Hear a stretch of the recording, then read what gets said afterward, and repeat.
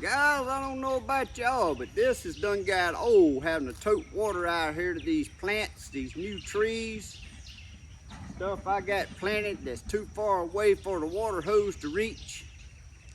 And the hotter it's getting this summer, the more often you have to do this. Now, I don't know about y'all, but this gets old quick having to do this every morning or every evening. So I come up with me a way to water all my stuff. It makes it easier on me, and y'all might want to see.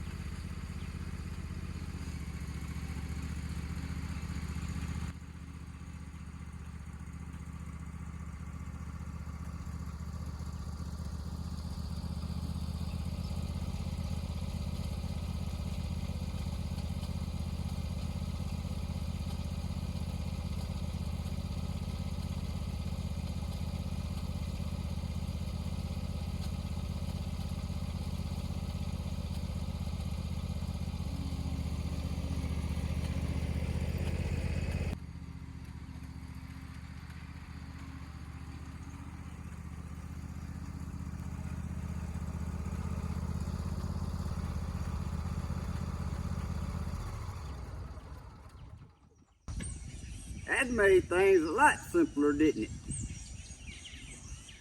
Guys, I got tired of toting that water. And the hotter this summer's getting, the more you gotta water all this stuff. And every year I keep planting something else, and I just got too many things to water that my water hose doesn't reach to.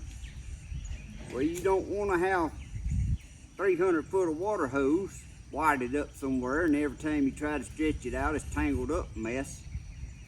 So I come up with me a watering system. And y'all already know I got my little John Deere tractor here, lawnmower. I removed the deck from it because I don't use it to mow with. All it's used for is to out here in the gardening, and my little trailer here to haul stuff in.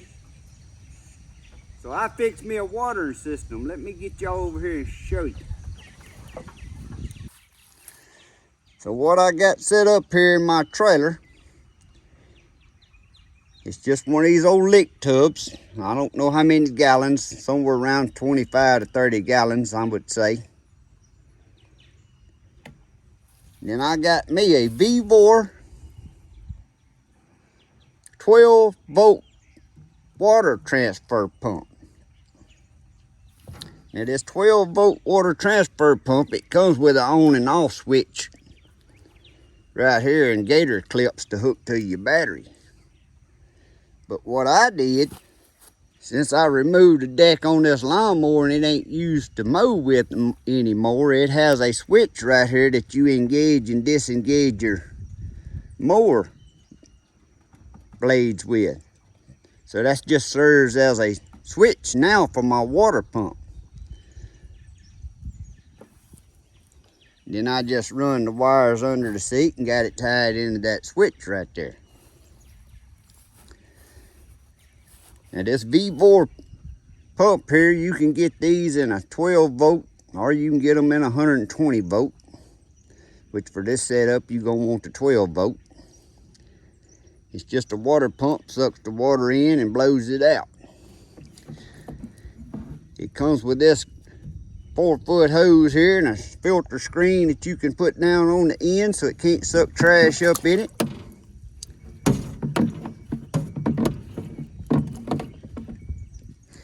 And then on the watering hose, I had this lightweight hose here that actually was a waste of money. It lasted about a good year, but then it just keeps blowing holes in it. It starts leaking.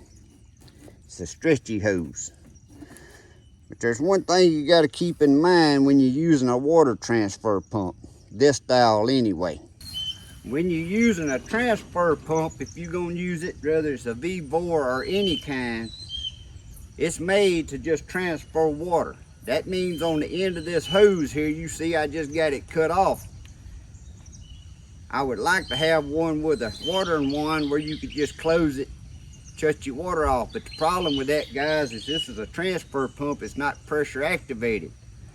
So it's gonna keep running if you ain't got water coming out, and it'll burn your pump up. That's why I hook mine to that switch, and I hold this hose, and every time I pull upside something, I'll water it. Then I flip my switch back off, and then I'll drive up to the next plant. So like I said, if you just left this pump running and closed your water off, it can burn up your pump. Now you could get another pump, not a water transfer pump, but just say a pump like goes on one of them 15-gallon sprayers. Now them are pressure regulated. That means you could actually close the water off right here and it would turn off by itself. Then when you opened it up and started watering again, it would come back on. But the ones I seen that pumped enough water for my liking was priced on up there way higher than these little water transfer pumps. This one here is the VEVOR. Like I said, they also send you an extra rubber propeller for it in case that propeller wears out. And it's got on here, I ain't never checked it because I ain't got no reason to check it because it pumps way plenty of water, but it says it'll pump up to 360 gallons per hour. But that's a lot of water.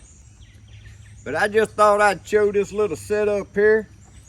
What I like about it is I got it set up with a cigarette lighter plug right here. That way when my container's out of water, it's very light.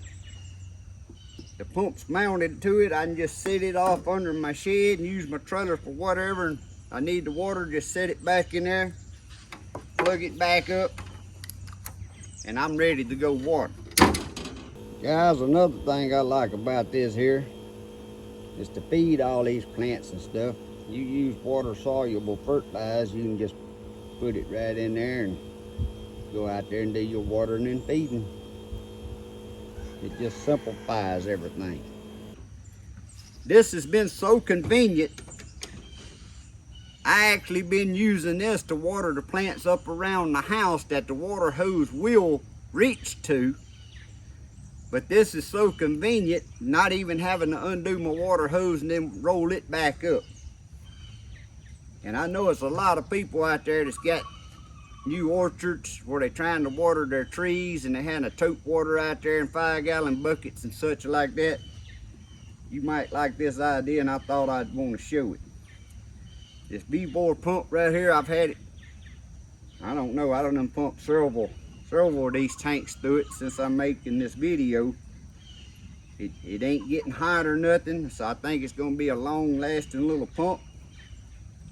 And if you're interested in this little pump, or I can put some other ones, but if you look in the description below this video, there'll be an Amazon affiliated link down there to what I think some good choices for pumps. Of course, the VEVOR here would be my top choice, because that was my choice. These little water hose here, guys, y'all see these little stretchy water hose you see? I love these water hose. I had it up under there under my dirty kitchen there, because I got where it hooks onto a filter. Well, it lasted about 1 year. I was hoping it'd last longer than that because it's never in the shade. But in 1 year, it's done got to where it's steady, it'll be a little pinhole comes up. Especially if you forget to turn the water off and it's sitting under pressure. But the piece here is plenty long enough. I can still, if I want to get off the lawnmower and water several plants at one time, this here, it'll stretch out about 20 foot long. But I shouldn't have no problem with this one creating no leaks since it's open-ended and it ain't never gonna be closed off and no pressure under it. But guys, there's you a simple way to build you a water transfer, especially if you already got some kind of little ride-on lawnmower and some kind of little trailer that you utilize. Get you one of them old cowlicks, or you can get you a 55-gallon drum. I could have set a full 55-gallon drum in here, but I wanted this one lighter weight, small enough that when I ain't watering, I can just set it out under my shed. I didn't want no big tall drum to fool with. And I just done that one day. I come up, I said, I got to come up with something. I'm tired of all this walking. I mean, I don't know how many plants. I got a lot of stuff to water that I'd reach with a water hose. But anyway, if you got any ideas, if you've come up with some other contraption that you use that you think, hey, I think mine's a little better than his, tell me down there in the comments. I love reading them comments and I love getting new ideas. But also, if you like these little ideas that I come up with and like me showing them, please give me a thumbs up. That helps my algorithm on the YouTube. And as always, guys, don't forget to check out the description below my videos. As always, Amazon's affiliated links to everything I do and show. Again, as always, hope y'all have a great day and a blessed week. God bless. See y'all next time.